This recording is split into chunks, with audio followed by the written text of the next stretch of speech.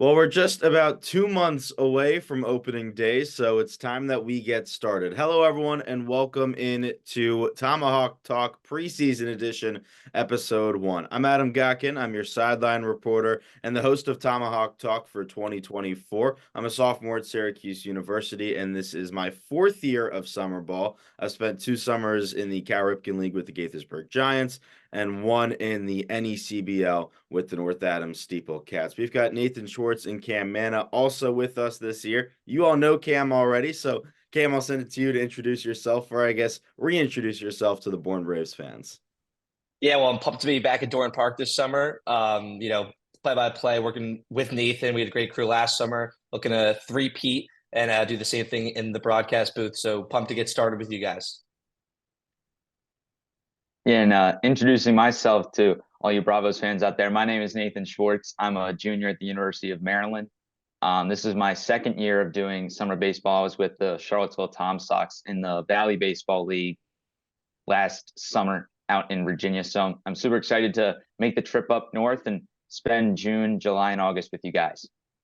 Well, the Bravos going for yet another title. Of course, a dynasty pretty much being built right now at Dorn Park. And surprisingly, this year, when we look at the initial roster, there are a lot of returners. Usually in summer ball, we see so many guys who move on. We don't see a lot of players coming back. But Cam, a lot of guys who were with the championship team last year are making their way back to Dorn Park this summer.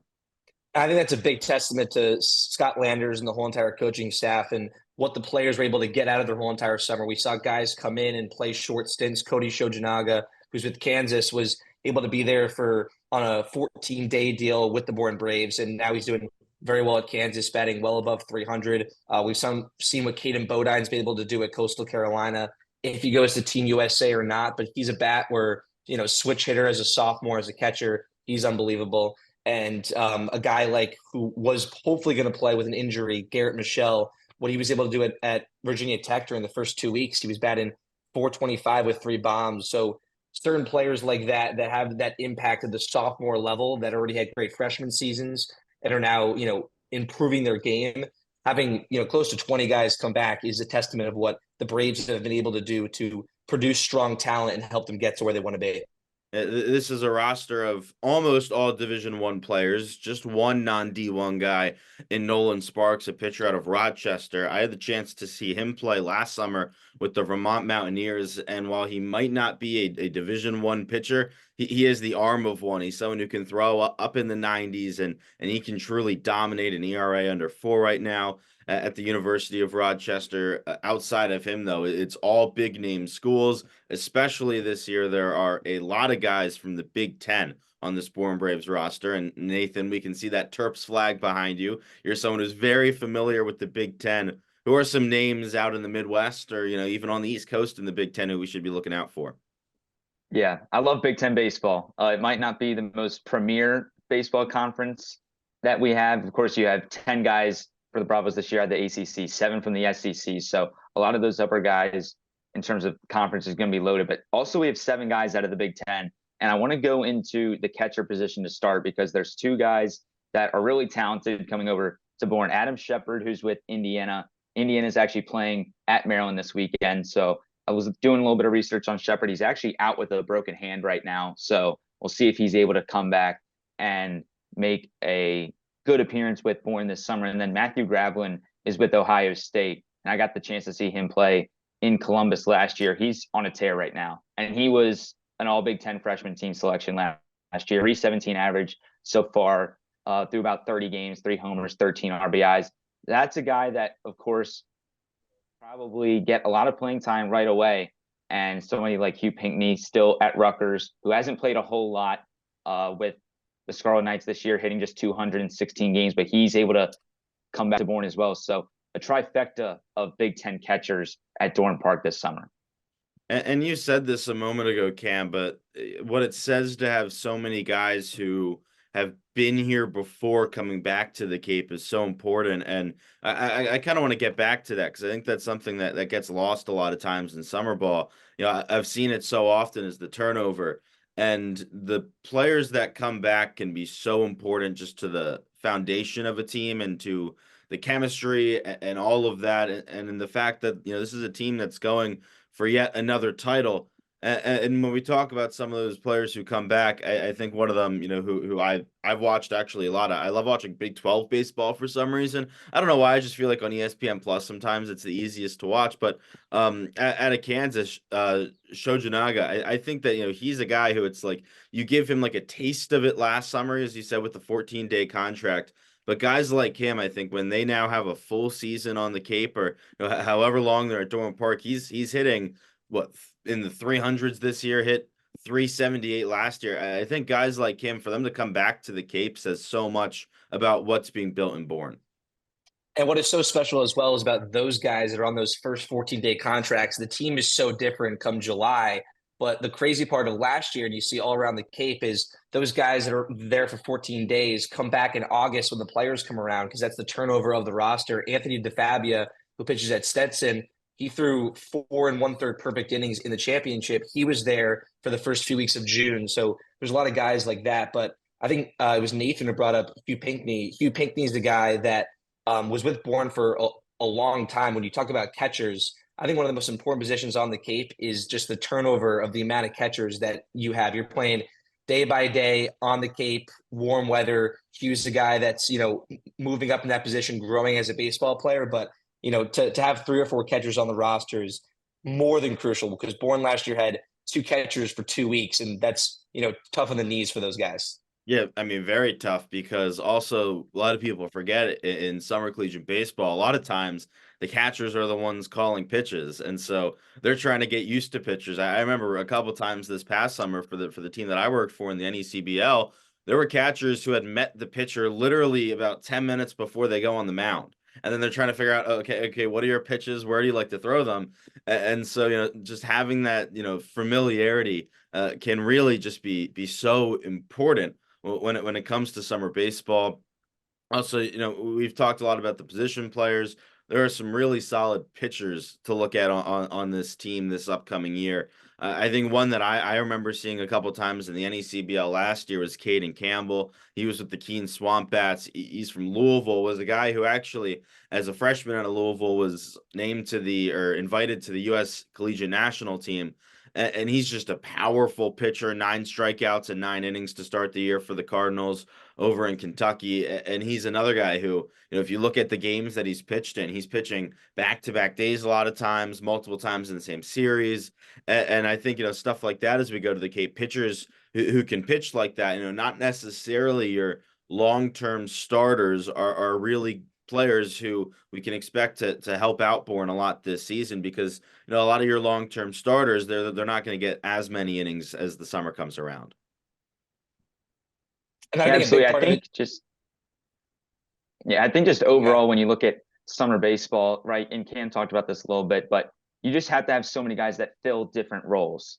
And you have, of course, the guys that have to go back to school in August, whether they're going to the draft. We're going to see a ton of guys that are going to get drafted come mid-July. So just to have different roles, and you have the 4 catchers, you have just a slew of infielders that can play multiple positions, and outfielders, and the utility guys are so valuable in summer baseball, because you need that one fill-in in right, you need that one fill-in in center. You have an outfielder that can come play first base, great. So just the amount of flexibility that you need and are going to want to have in any summer baseball team, but especially in the Cape, is going to be so crucial this summer.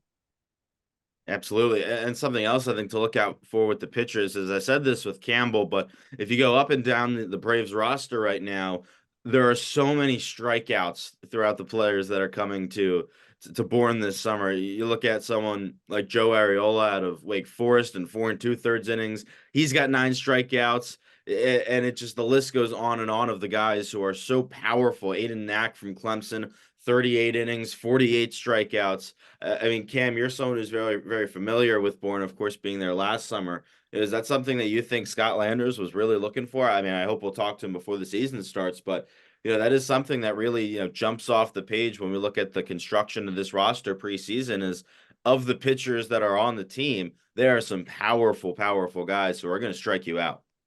Yeah, he had a lot of powerful pitchers early on. A guy that he pitched a lot was Bryce Cunningham from Vanderbilt, who's already having a very good spring so far. But I think the big thing that Landers liked a lot was guys that were able to go deep into games and be able to change their roles. Because there was, 2 to 3 guys that were continued as starters, but he loved those guys that could come out of the bullpen, long reliefs. But there was a lot of strikeout guys, and one that they have right now, Tyler Fay out of Alabama. He has 22 strikeouts right now in about 20 innings. His last 3 starts, he's been able to have multi-strikeout games. So you see that from these guys. It seemed like the last 2 summers, the guys that Scott Landers brings in, tall, lengthy righties at times that can throw with a lot of heat. Yeah, and I mean when you talk about summer baseball, it's so important. Of course, there's the transition from the metal to the wood bats. It's a completely different game for some players. So when you have those pitchers, especially early on, who can really blow it past you, that makes things a lot more difficult for hitters. It's summer baseball is such an incredible thing. It's my favorite time of the year. And Bourne's got what looks to be a really great roster right now for the 2024 season. They always say, the hardest thing to do is repeat. How about going for the three-peat? But that's what the Braves will be doing this summer. Before we quickly get into the schedule of this team, anything else you guys want to touch on the roster? All right, let's jump right into some of the schedule stuff for Bourne this summer. So first off, I think the most fun thing is opening day this year. The Bravos are at home. It's the best thing. The best day in baseball's opening day, and Bourne starts things off at home. A chance to celebrate the title from last season. The league opener will be on June 15th against Orleans. So I mean, you started off too with a rematch of last year's championship, and Cam, that'll just be special, won't it? Yeah, and it was cool too because last year after Bourne won the championship, they had to play their first 3 games on the road. They actually started at Brewster, which was also a championship rematch, but that's where the season ended. And for Bourne to come back, have that early on in the year playing Orleans, that was a fantastic series. Being able to go 3 games down to the wire, some pretty fantastic pitcher outings, some crazy home runs, and I think that will be cool, especially because Bourne after that plays 3 on the road against teams that are in the East Division, so they have to kind of move themselves that way and then kind of get into the schedule groove.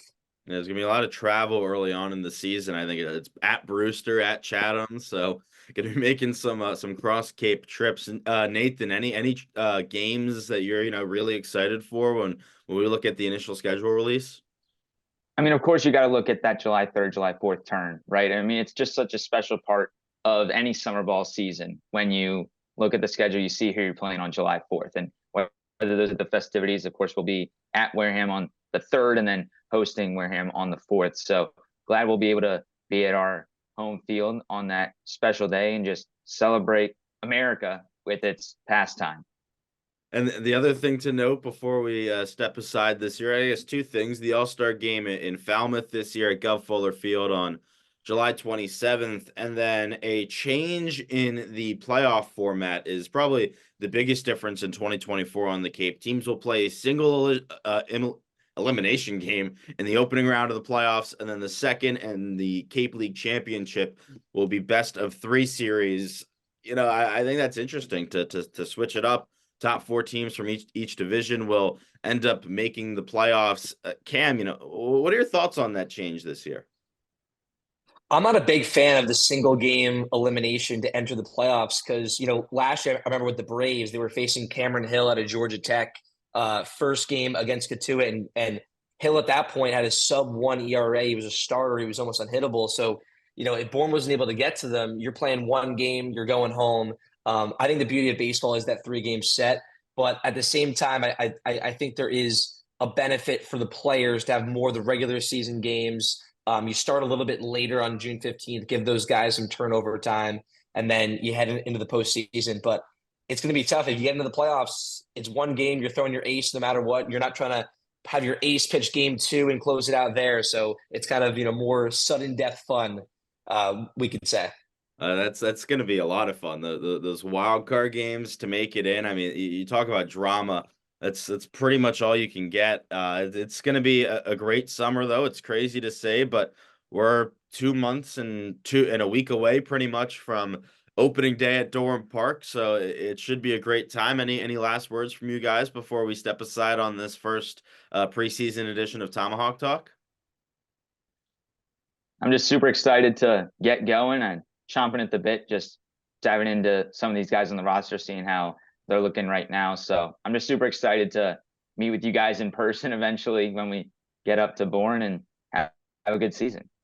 All right, well, it should be a great year. We thank you all so much for tuning in to episode 1 of preseason Tomahawk Talk. We'll try and do these as much as we can. We'll try and talk to Coach Landers, maybe get a couple of players on as well as we get ready for the start of the 2024 Cape League season. So we thank you all so much for tuning in. Make sure to follow us on all of our social media channels here on YouTube, and we'll see you next time on preseason Tomahawk Talk.